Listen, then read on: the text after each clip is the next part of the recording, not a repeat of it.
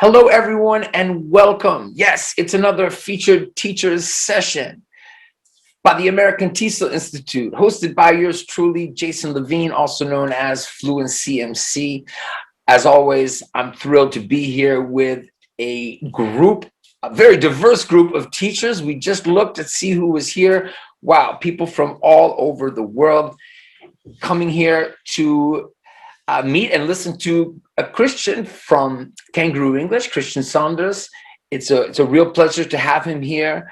I've been following his work for quite some time now, and feel very strong affinity with a lot of what he does, a lot of the work he's done, the feelings he has, the opinions he has about English language teaching, second language acquisition, applied linguistics, all sorts of great stuff. And we're really happy to have him with us as our featured teacher for the month of April. Christian, welcome to Featured Teachers. Thank you, sir. Thank you, Jason. I remember when I started my YouTube channel back in 2015.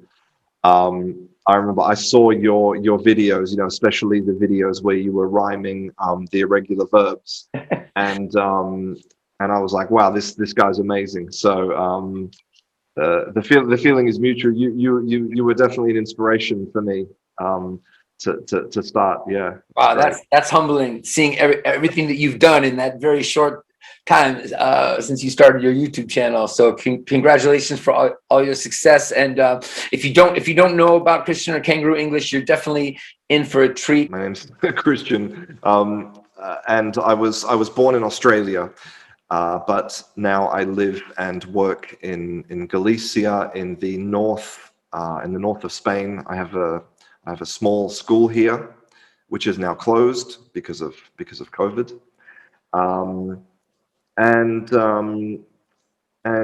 Yeah, I discovered English teaching completely by accident. It was never my plan to be an English teacher. In fact, if you had told me that I was going to be an English teacher or any kind of teacher when I was younger, I would have laughed at you, because I didn't really like school very much. I didn't have very much respect for teachers, and here I am. That's yeah, life is a strange thing, and I'm going to sort of talk about some of these aspects of maybe luck and other aspects of teaching. This presentation is called 9 Things That They Probably Didn't Teach You on Your TESOL course. Now, I'm assuming they didn't talk about these things on the course, but there's no guarantee. I don't know if they did or they didn't. If they did talk about these things on the course, I'll be very pleased about that. But I hope that some of the things in this presentation are hopefully thought-provoking and maybe motivating for any teachers out there. And please remember that, although I'm doing this presentation for the American TESOL Institute, that all opinions are my own, and that, and also, something in general to remember is that, nobody has a monopoly on the truth, and, you should always, basically, you can never really understand something unless you know it for yourself, right? So please keep in mind that that you can completely disregard everything I say, and that's totally fine, right? These are just my some of my thoughts, hopefully backed by evidence.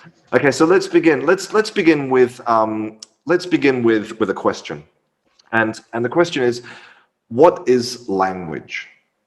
And I know that it seems like a kind of basic question to start a teaching a teaching presentation with, but I think that it has some very important implications. Okay, for a reason I'll explain. So here are some examples of how you might view language, right? You might think of language. So You might think that language is a tool for communication. You might think that language is to transmit culture. So like, books and films and music. You might think that language is to do things, right? To get things done, to get the job done. You might take a more, let's say, grammar-centric point of view. You might think that language is a set of rules. Or you might think that language is a set of sounds. And the really important implication for this is actually the first thing, right? Because remember, this presentation is 9 things that they didn't teach you in your TESOL course. And so thing number one is that your view of language will affect your teaching. And this is something that maybe teachers, especially at the beginning, when they don't have a big amount of knowledge about how language works and what language is, the way that you view language will really affect what happens in your classrooms. Okay, so for example, if you believe that language is for communication, then in your classrooms you're going to do a lot of conversation, probably, right? Because it's about transmitting information, right? That's what communication is. If you believe that language is to transmit culture, you're probably going to do a lot more translations, right? Because you will be interested in consuming media, so like books and films and let's say news articles or podcasts. You'll be really focused on content and translating that content into English. If you believe that language is to to get things done, then you're going to focus in your classroom on a lot of task-based activities. So you're going to be doing maybe role plays and simulating telephone calls and giving directions and those type of things. If you believe that language is made of a set of rules, then you're going to focus a lot on grammar, right? Because that's what you'll believe is the foundation of language is grammar. And if you believe that language is more about sounds, then probably in your classes you're going to focus a lot on pronunciation. So the thing to remember here is that there are no right and wrong answers. Okay, and maybe you're not, you're probably not just in one category. Like you don't think that language is only for communication or only for transmitting culture or only only rules. You might be a little bit in each different category, but whatever you believe will affect what happens in your classroom, and that's important because it means that there are no wrong answers, but there are consequences of what you believe. And those consequences do not appear, they do not really appear for you, but they appear for your students, okay? And that brings us to thing number 2, okay? So thing number 2 is that there are 2 essential questions that you need to ask before you start to teach a language course, okay? And those 2 questions are, what do my students need to be able to do, and what kind of students do I want to produce? And it's, in a way, it's, now I know that some teachers will be in a situation where they do not have the choice to decide, what the students learn in the classroom, right? So, ideally, what we want is we want to spend some time at the beginning of the course finding out what our students want and what our students need. And this is actually, a kind of a fashionable thing, and it has a name. I think it's called needs analysis. And I know that there are books, there are books this big about needs analysis. when really, because I'm very cynical, needs analysis does not require a big book. Okay, needs analysis is the very simple question of asking, what do my students need to be able to do? Okay, and you know, that second question, right? What kind of students do I want to produce? Is also a really fundamental question. Okay, because if you believe that language is made of grammar, and so you do a lot of grammar in your classes, then you're going to produce students who are great at doing grammar. Okay, which, hey, if that's what, if that is the answer to question one, what do my students need to be able to do, right? If they need to be able to do grammar, then great, you've succeeded, right? But if your students need to be able to, let's say, have great conversations, and you're spending all your time in class doing grammar, then you're not producing the right kind of students. Okay, so looking at the answers to these questions is really important. Like, it's fundamental. And I want to give you an example, because maybe some of you as teachers, you'll go on to teach children, right? And maybe you think, well, you know, children, especially young children, they don't know what they want, right? And they can't even tell me what they want. And actually, I have here, this is a sample curriculum.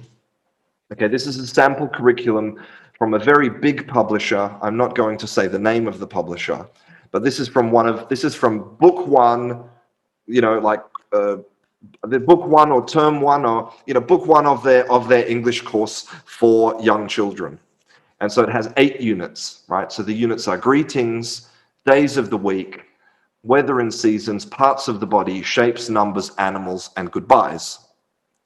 And, you know, anybody who has ever picked up a workbook, you know, for a beginner will find some of those, you know, some of those topics will be really familiar, right? And you know, on the surface, it kind of seems like, it seems like a, you know, it seems like a decent curriculum, right? Because that's just what we've always done, right? I mean, everybody knows that when kids go to kindergarten, you know, they color in a lot of stuff, right? They color in a lot of stuff. But anybody with any experience, or anybody who actually knows children, right?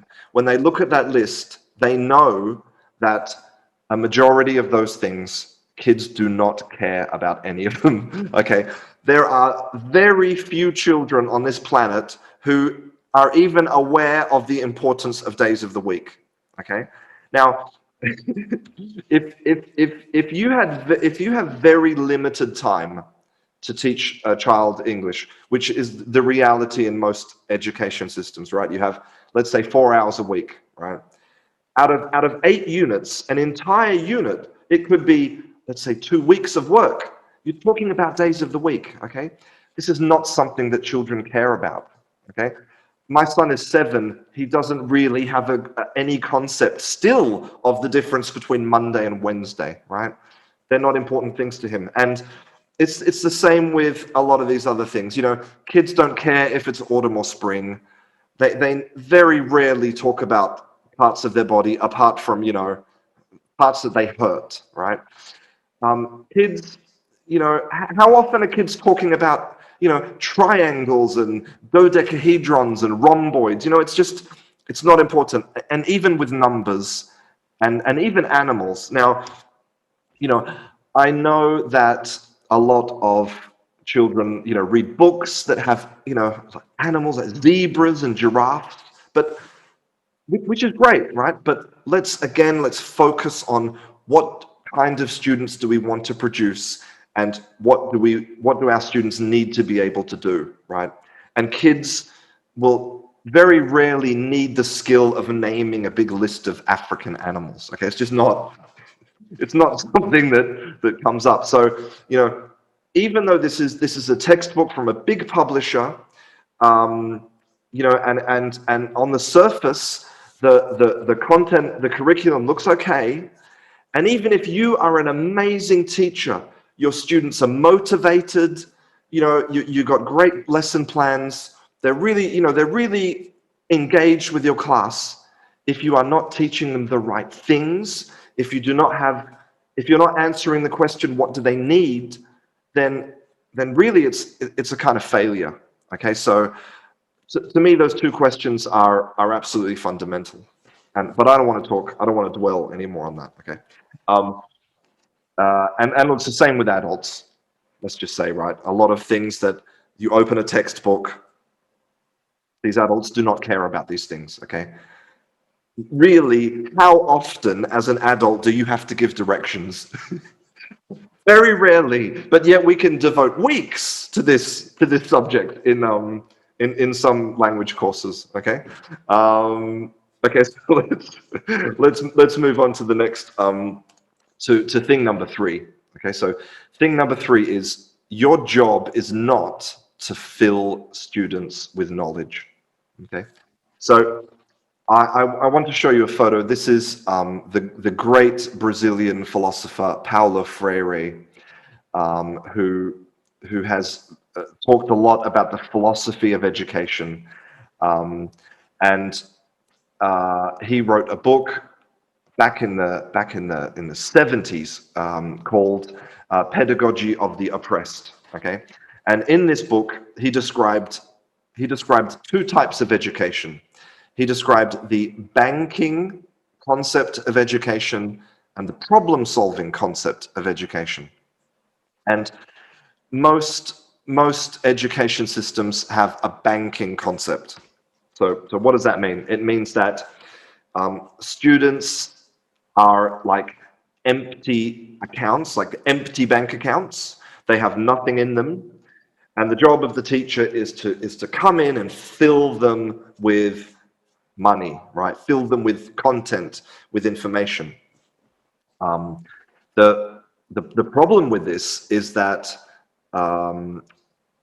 well, there are various problems which are talked a lot about in Paulo Freire's book, but essentially, the two main problems are, one is that it takes away teacher autonomy, okay, and two is that it completely destroys what anyone would consider real learning, okay, and his his proposal solution is to move to the problem solving concept of education, which is where teachers and students work together to solve problems.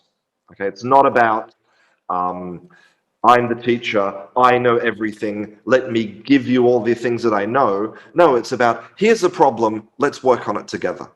It's a fundamental difference, and let's look at how that could relate to specifically to education. Okay, so in 1984, the philosopher John Searle created this thought experiment. Okay, it's called the Chinese room, and he said that let's imagine that we have a man inside a room, and outside the room we have two people who are trying to communicate. Right. So this person here puts a Chinese symbol in the box. And the job of the man is to look at that symbol and look in the instruction booklet and translate that symbol to something else and then pass it out to the other person to receive the message. Okay. And the John Searle's question was, in this system, this person in the middle of the Chinese room who's doing this translating, do they really understand Chinese? Okay, do they actually know what they're doing? And John Searle says no. Okay, he says no. But unfortunately, this kind of this paradigm, okay, this process is basically exactly what happens in a lot of modern classrooms. Is that it's about The teacher provides you with some type of formula for solving a problem. You then apply that formula to the problem and you get a solution. But at no point do you really understand any of the reason, the history, the why. The why is never answered in a lot of classrooms, right? So a lot of let's say workbook activities that say, here's a problem for you to solve, right? Here's a problem, like, for example, which, if we have a close activity, like a fill in the blanks, that pretends to be a problem. Like, filling in the blanks pretends to be a problem, but it's not really a problem. What you're teaching students to do is to apply a formula without really understanding why. Okay, so I want to give you a more specific example of how that could work. Okay, so now this is from a publication from 2001 called Improving Chicago Schools, okay, from January 2001. It was a longitudinal study in Chicago. It was a very well-funded study, really amazing piece of work. And so basically they divided classrooms into two types, okay? So one classroom was given high-scoring assignments, and the other one was given low-scoring assignments.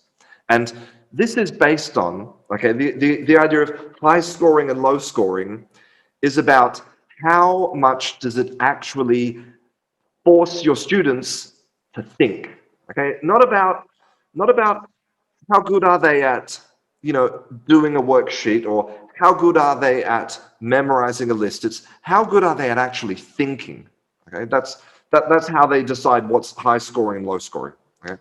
So let's look at an example of the high scoring assignment. So this is the instruction for the student, okay? Write a paper persuading someone to do something.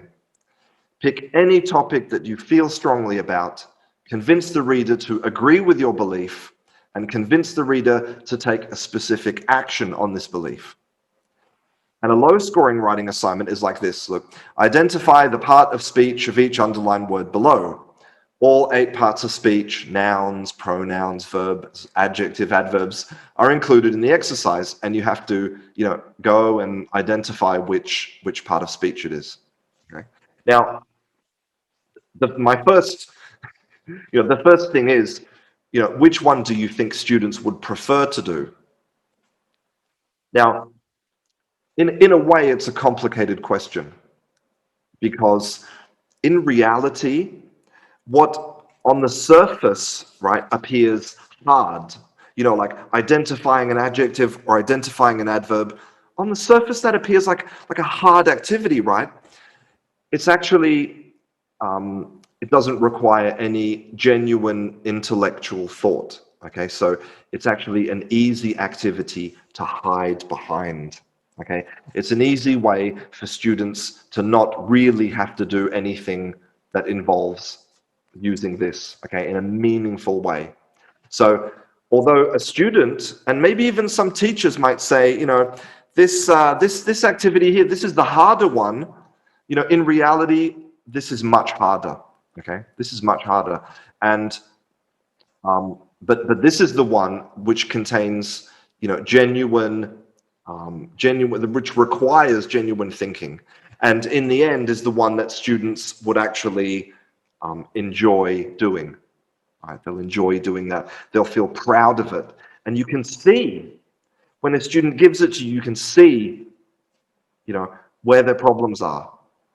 Now, the question is, what were the results of this Chicago study? Okay, because that's important, because this is not about being a hippie, revolutionary educator that just wants to sit around and talk about big ideas, wearing flip-flops. So, this is serious This is serious business, right? Education is serious business. And so the results of the study were this. Okay, so after 1 year, the students who had high quality assignments in black, okay, had, you can see the increase is dramatic. Okay, almost double the increase in the ITBS, which is the measure for standardized improvement. Okay, and as you can see, it didn't. This is not just for, let's say, the soft sciences. Okay, this works for reading and it also works for maths. Okay, so this is not just something that works because language is, soft and poetic, and no, it works because, guess what? Actually, forcing students to think does them good, right? It helps them to actually be better students. What a surprise! Okay, and so this sort of gets back. This gets back a little bit to something that I want to, something that's really important in general. Okay, to understand, which is that in a lot of language classrooms, we treat language as if it works in this way. Okay, we start with grammar, and the grammar then goes into those people, and then those people produce language. That is the kind of the foundation of a lot of, definitely a lot of workbooks and a lot of methods and systems. But in reality, grammar is the result of humans using language. Okay, we don't start with grammar, we start with people. Okay, so it's about the idea that the student, what the student needs to be able to do, what kind of student you're going to produce, that becomes the focus of the classroom. Okay, and from that, language will emerge. Okay, by getting them to think. And that brings us to thing number 4. Right, thing number 4. Let me just bring up my slide. Thing number 4. Thing number 4 is, you do not need to work hard to get results. Okay.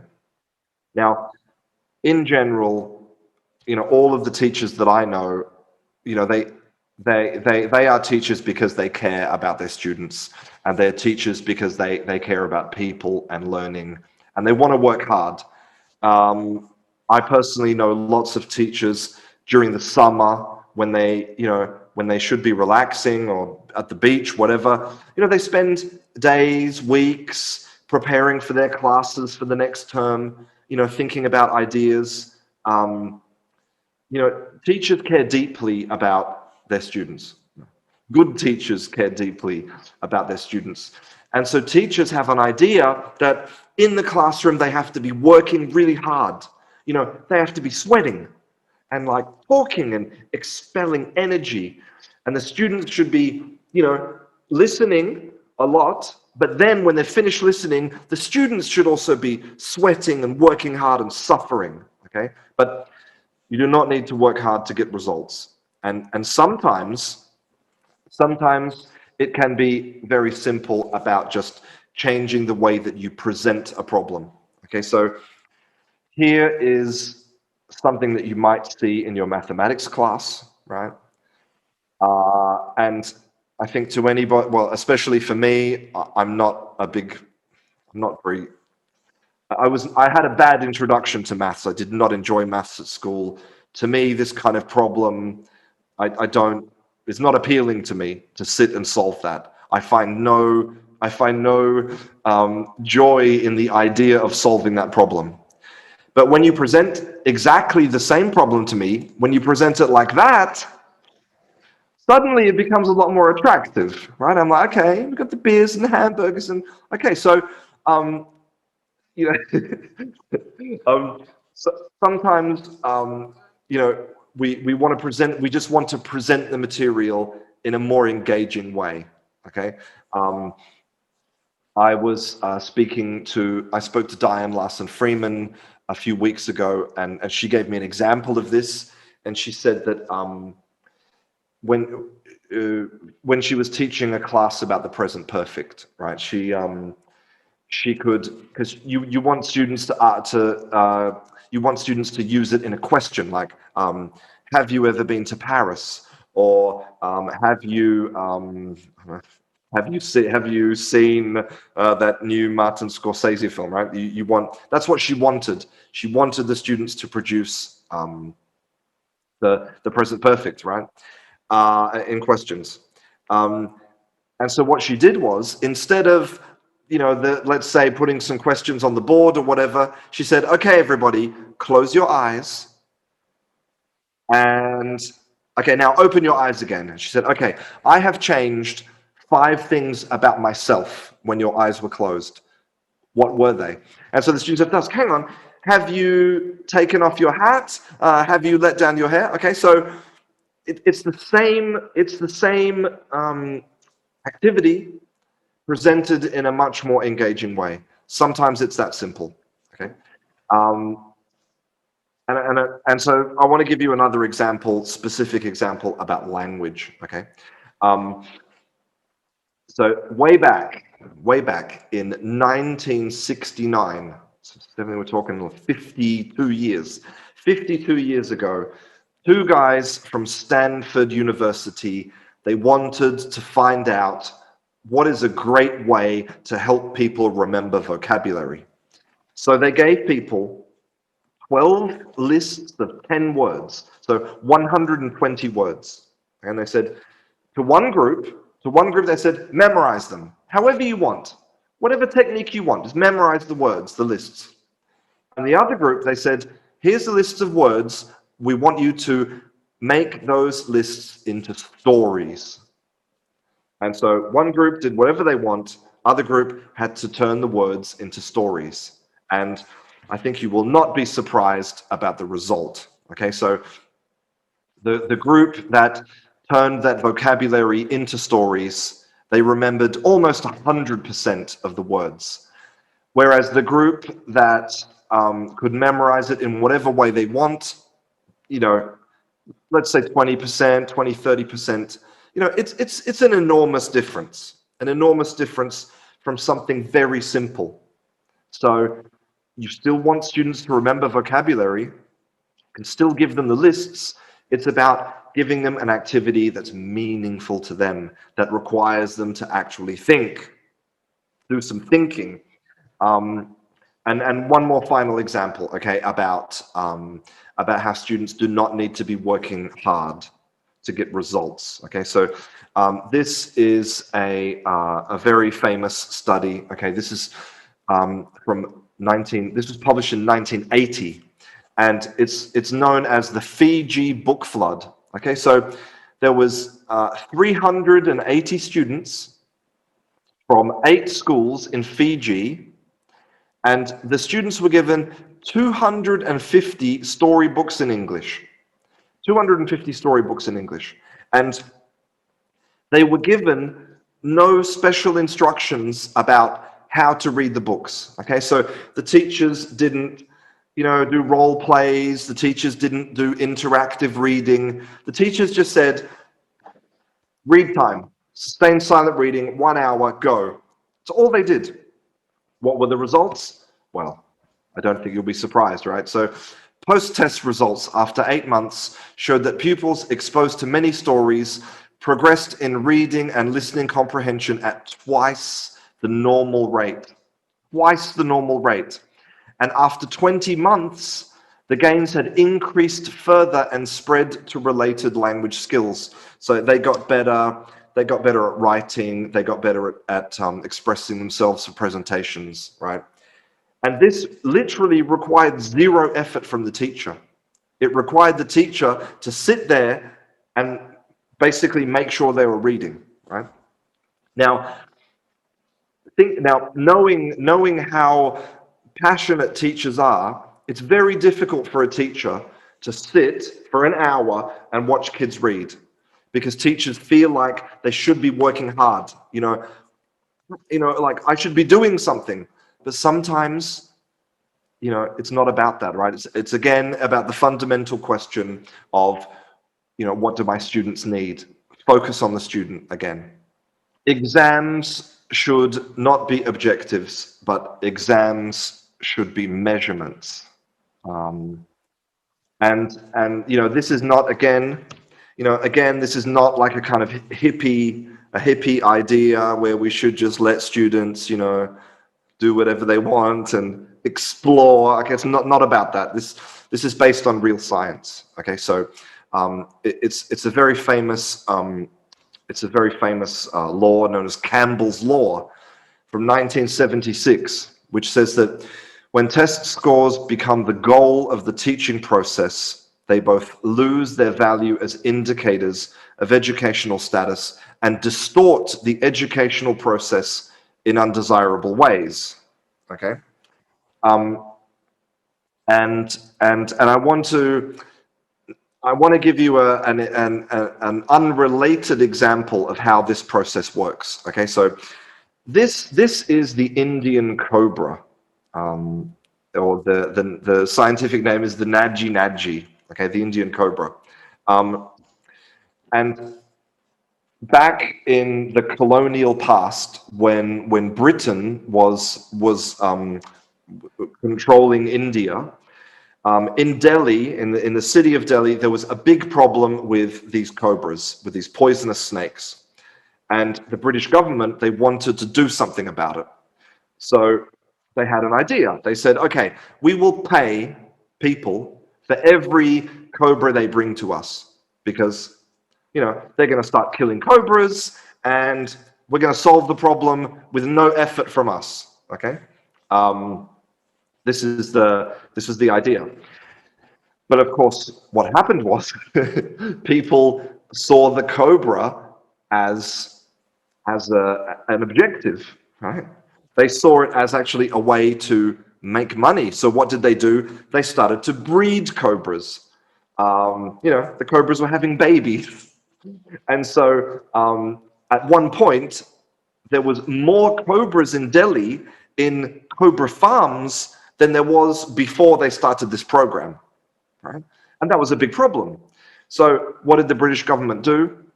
They decided to eliminate the program. They said, right, we're not going to pay for cobras anymore. And so all of the people who had cobra farms released all of these cobras, because now they were worth nothing. And so by creating the objective of trying to reduce the number of cobras, by paying for those cobras, they actually made the problem much, much worse. And so you find exactly the same thing with high stakes exams and standardized testing. And you can find it in lots of different fields. There was a lot of banking scandals in the United States that revolved around objectives that forced bankers to create artificial stocks and artificial bank accounts to meet objectives. There was a famous paleontologist who was trying to collect dinosaur bones, and he offered to pay for pieces of dinosaur bones. And so the local people, when they found a bone, they would smash it into little pieces to get more money, right? So, the objective has not always, but very often has the opposite effect to what you want, okay? And again, I'm not just, making this up, okay? So in 2011, the National Research Council published this, okay? This was the result of 9 years of studying the US program called No Child Left Behind. So if you're an American, you've definitely heard of this before, No Child Left Behind. And this is what they said. The evidence we have reviewed suggests that high school exit exam programs, as currently implemented in the United States, decrease the rate of high school graduation without increasing achievement. Okay, so they made more people drop out and leave education, and it did not have any positive effect at all on any of the other students, right? Now, how big was this effect? So for Black and Latino children, the No Child Left Behind policy caused 60% of them to drop out before they finished high school. 60%. So the obsession with standardized testing and the obsession with using exams as an objective does a lot of damage. Okay, so as a teacher, please remember that exams are designed to measure so that you can find problems and that you can then help those students with those problems. Okay, it's not about punishing, and it's not about, well, as the law says, when you use it as an objective, it stops becoming a measure, right? Okay. Um, let's move along to thing number 6, and this is a little bit maybe controversial, okay? Which is that learning a language takes a really long time, it's really hard, and most students will fail. Now, I think it's important for teachers to realize that, you know, no matter how good you are, no matter how good your classes are, you will have students in your class who have no interest in language, who will not progress at all, and that's just how it is. So you need to become comfortable with that fact, okay? And you know, a big part of that as well is about having realistic expectations, which I'm going to talk about. But let's go back to the first thing, which is learning a language takes a really long time. So how long does it take? Okay, so this is the results of a study that was published in 2019 by 3 scientists, Josh Tenenbaum, Josh Hartshorn, and Steven Pinker. And this shows how many years it takes for the average person to reach fluency. Okay, fluency is defined as accuracy, which is, I think, is, you know, is a very, you know, I don't want to get into the specifics of fluency versus accuracy, but let's say it's a good measure of what is the equivalent to fluency, right? So as you can see here, this red line is monolingual English speakers, and the other colored lines are people who start to learn language later in life, or they're bilingual or trilingual.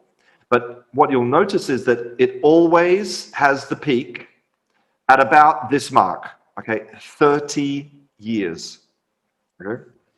So if anyone wants a realistic idea of how long it takes to, you know, to reach your peak level of fluency, I think 30 years is probably, you know, the best. It's the best figure we have based on evidence, from large amounts of evidence. Okay. Now, you could say that if someone tells you that it's going to take 30 years, that you would immediately give up. Like, why would you even try to learn a language when it's so hard? But I view it differently. I say, well, that's the fact of the thing. Right? That's the fact of the thing. So we can't pretend that it's not a fact. And so what we should prepare students to do is to be in it for the long haul, right? We want students to accept the fact that this is not getting fluent in 3 months, or, you know, learning English in a 12-week intensive course. This is the work of a lifetime. And so when you start with truth, when you start your journey knowing the truth of the journey, then you're prepared for success, right? If I start you on the journey and I say, man, in 6 weeks, you're going to be talking like a native speaker, well, you're going to fail, all right? Fact. So, you know, we need to be realistic with our students, with our expectations for our students. And again, it's a similar thing with the with accent and pronunciation. This chart shows how children, well, babies from 0 months to 12 months, this is what happens to their ability to basically learn accent, right? So when they're 0 months old, they can discriminate, so they can hear, and they can also produce all of the sounds of all languages when they're 0 months old, right? But when they have by the time they are, you can see here, by the time they're 11 months old, they have basically, they start to decline, they start to lose the ability to hear the sounds of other languages, okay? And when they're 10 months old, they are starting to produce, only the sounds of specific, of their specific languages they hear, right? So my point is that a lot of classrooms have the expectation that they're going to produce students who will sound something like closer to, let's say, a native speaker, which I don't want to get into, but right. So we're heading towards this objective of a native speaker or something, heading towards some sort of objective, but the truth is, based on the science, that a lot of anyone who is over 12 months old, so adults, have literally lost the ability to be able to perceive and produce new sounds. Okay, so I'm not saying it's impossible, but I'm saying it's very, very, very, very difficult. In my life, in my experience as a teacher, and I actually ask this of all the teachers I meet, I say, have you ever in your life met a student who could absolutely pass as a native speaker? And I've never had anyone say yes. Jason, have you ever met a student who let's say, learnt as an adult, but you could not distinguish them from a native speaker? No. No. I mean, but yeah, for different reasons, I guess the context, there'll be different, right? Yeah. Indicators, not just some measure of proficiency in the language. Yeah, it's like you can, and I mean, in my experience, it's amazing how fast, like, we are so good at picking out the other, right? Like, you can, a native speaker can pick a non-native speaker within like one sentence, right? It's incredible. It's an incredible skill. And so, this just goes back to the idea that, that we have to have realistic expectations of our students, right? We have to not expect that they're going to leave our classrooms, with James Bond, CIA levels of pretending or imitating native speakers.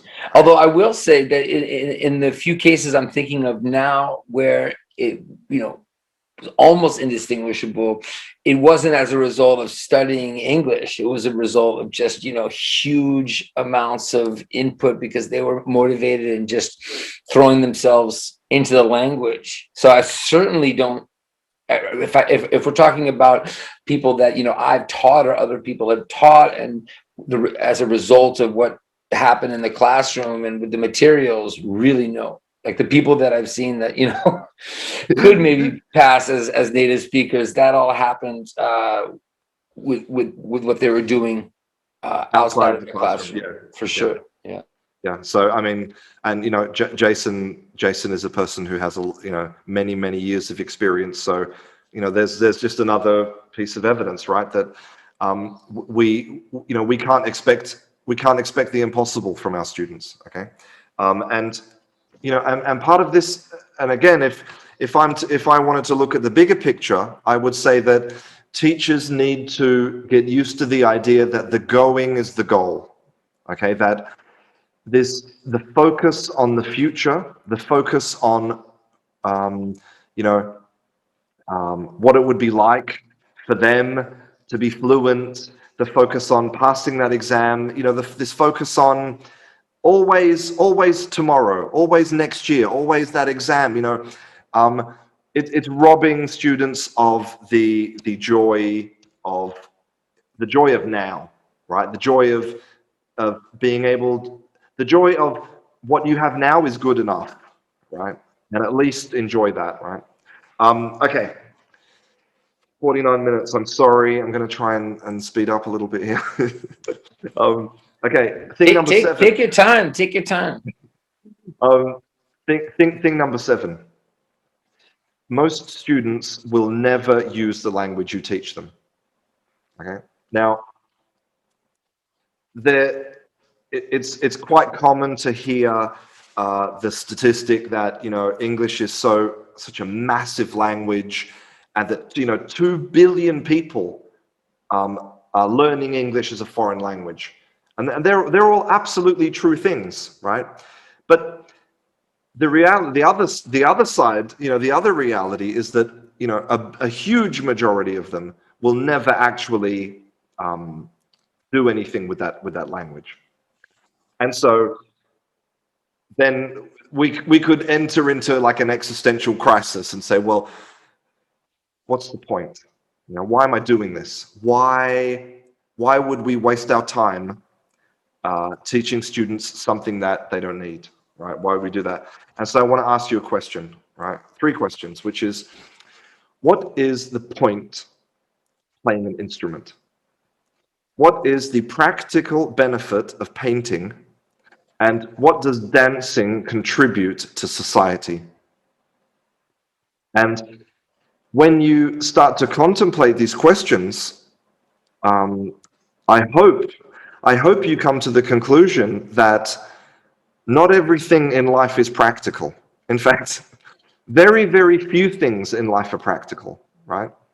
And I know what you could say. You could say, well, playing an instrument and painting and dancing, they're artistic pursuits, right? They're artistic.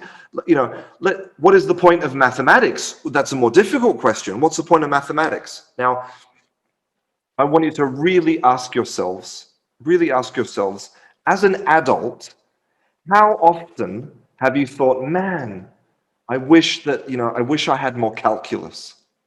I wish that I could do, base 20 trigonometry. Man, I wish so, I wish that I could remember how to read a topographic map like they taught me in geography class.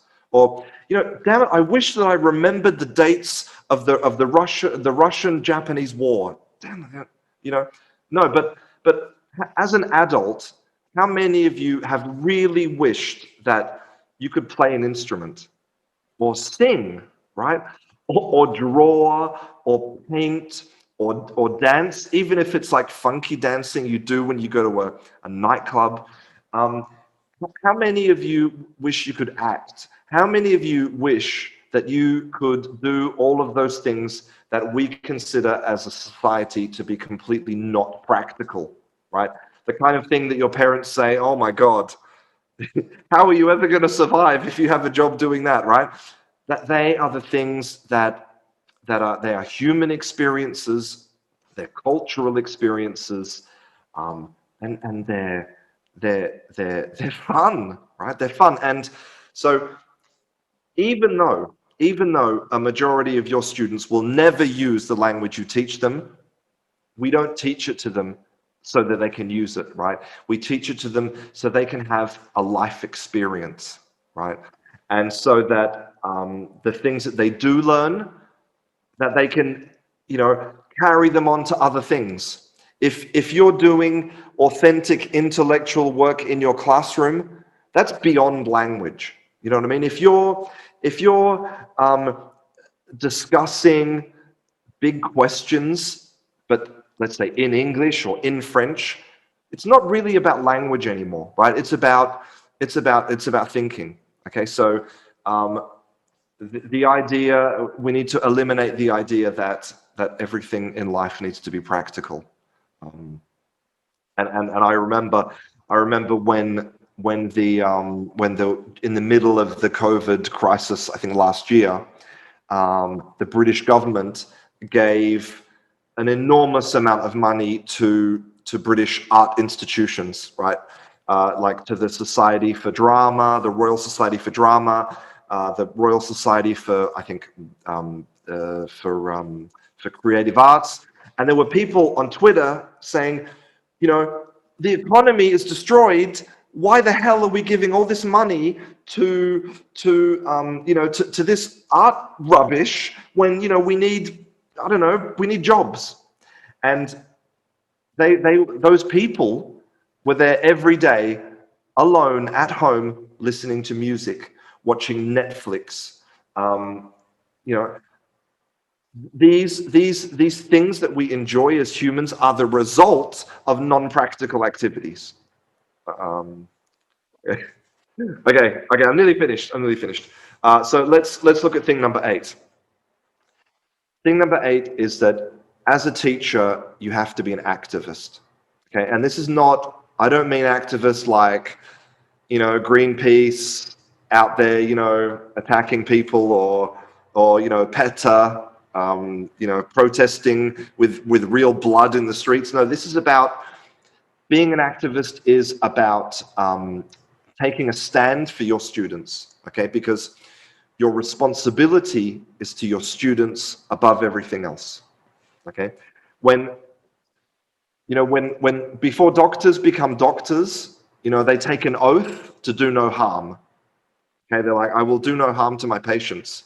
And, you know, I think teachers should do something similar. You know, they should take an oath to do no harm to their students. And so, you know, when you're answering those questions about what do my students need and what kind of teacher do I want to be, if there is someone or something, the government policy, school administration, other teachers in the school who are lazy or not motivated or don't care, right? You have the responsibility to your student when you enter that classroom. Okay, you have a responsibility to take a stand and say, you know what, this isn't working. I'm not going to do the standardized test, or we need to change the curriculum. Okay, the moment that you put something else as a priority above your students, then I think you actually stop becoming a teacher. Okay, and to give you a more practical example, okay, this is from the World Economic Forum. Okay, this is the 2022 Skills Outlook. So these are the skills that humans are going to need in the future, right? And the skills that are growing are things like analytical thinking, creativity, originality. Again, look, critical thinking and analysis, complex problem solving, social influence, reasoning, ideation. What's declining? Memory, spatial abilities, reading, writing, and math, speech abilities. Okay, these we need to prepare our students for the future, right? And so anything that stands in the way of you actually doing the best for them, you know, you need to be an activist about that. Okay, you know, in 2027 or in 2030 or 2040, I promise you, no one is going to care whether you're conjugating your verbs correctly, okay? They're going to care about, do you have any amazing ideas to solve all these problems that we have, okay? And now the final thing, okay, thing number 9, which is that your experience is your greatest asset. Some of you might be just recently graduated, right? Maybe you've just finished a 12-week course, or it could be longer, like 3 months, or maybe even you've just finished a master's or even a PhD. I don't know, right? But you know, I think it's similar to you know, it's the difference between theory and practice, right? The real work begins the first day you step foot in the classroom. Okay, you know, I can't speak for other people. I'm not going to do that, but I imagine that a lot of teachers will tell you that in some ways, you know, your training only prepares you, you know, really for a fraction of what happens in a classroom, right? Classrooms are very intense environments, especially if you have a big class, you know, which you might not be in control of. You might have, you know, like in Southeast Asia, you can have, you know, 50, 60 students. You can have small children, right? Sometimes if you're teaching, you know, 3, 4-year-old children, half of your effort is just controlling them, you know, and you leave the class feeling like, oh my God, you know, what did we do today? We did nothing. I was just happy that they just sat down for 2 minutes. You know, that's the reality of the classroom. And the more experience you have as a teacher, the better you become at controlling your students, the better you become at knowing what works and what doesn't, the better you become at actually being able to do your job, right? And there's this great quote from Mike Swan, okay, said that there are 2 main sources of wisdom and information in our profession: the accumulated experience of practitioners and the findings of academic research. So both deserve respect and both need to be treated with caution. Sometimes there's too much of a focus on doing exactly what the research says, which is bad, you know, because the experience of teachers is equally important. And sometimes there's the, you know, people who ignore research, and that's, you know, that's also really bad. And it's about finding the balance, but essentially it's about trusting your instinct, okay? And especially, I've just got something here for the non-native speakers, okay? So this was a survey of the top-rated features of teachers by Hungarian students in 2005.